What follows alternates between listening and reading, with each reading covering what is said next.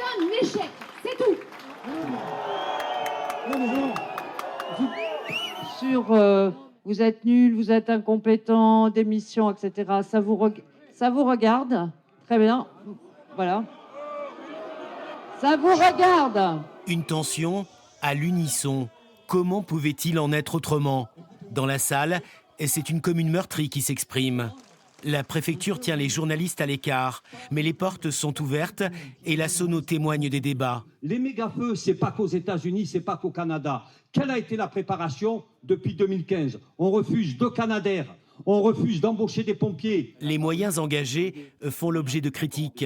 Leur positionnement aussi dans le massif forestier.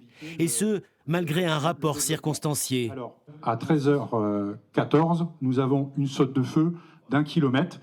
Le patron des pompiers justifie des retraits en raison du nuage monstre provoqué par l'incendie, le pyrocumulonimbus. Il y a eu un ordre de sortir du massif.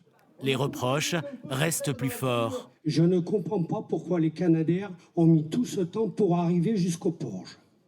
Les évacuations sans diffusion d'alerte sur les portables sont aussi pointées du doigt. Je n'ai pas fait de FR alerte, ni pour le Porge, ni pour l'Ège. Pour... S'il vous plaît. Peut-être que c'était une bêtise, mais je... Non. La préfète invoque un manque de temps. Les questions affluent, jusqu'aux interrogations autour des fumées.